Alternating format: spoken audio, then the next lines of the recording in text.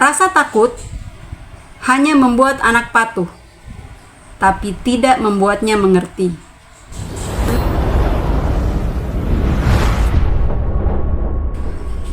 Halo, Assalamualaikum. Ketemu lagi dengan Mami Uci. Terima kasih sudah klik channel ini. Ibu-ibu yang punya anak pendiam, sini merapat. Ayo kita bahas.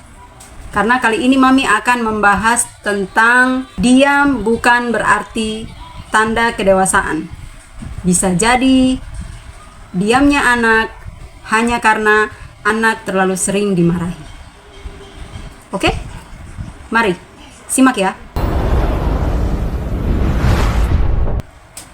Anak pendiam seringkali disalahartikan sebagai anak yang penurut, santun, bahkan terkadang dianggap dewasa sebelum waktunya.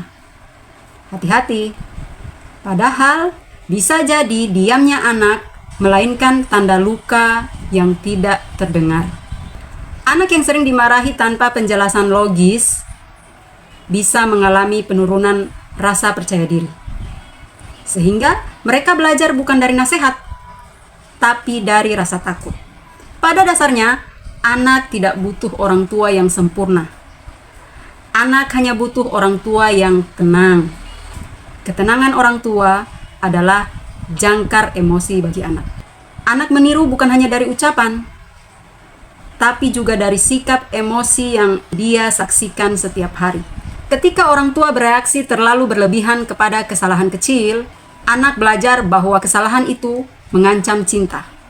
Sehingga dia diam bukan berarti dia menyadari kesalahannya, tapi karena dia takut kehilangan kasih sayang.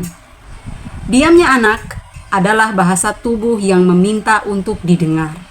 Anak tidak punya kosakata emosional yang cukup untuk menjelaskan apa yang dia rasakan. Saat dia diam, bisa jadi itu adalah cara paling rasional yang ia punya untuk menolak luka baru. Ketika orang tua marah dengan intensitas tinggi, anak tidak lagi memproses pesan. Yang dia tangkap hanyalah emosi. Maka, semua pesan, petuah, nasihat yang disampaikan saat marah tidak pernah benar-benar masuk dalam hati dan pikirannya. Rasa takut hanya membuat anak patuh, tapi tidak membuatnya mengerti.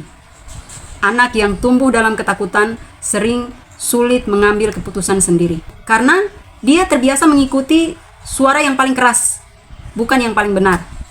Itu sebabnya banyak remaja-remaja saat ini yang di rumah terlihat pendiam, terkontrol, tapi di luar rumah mereka kehilangan arah.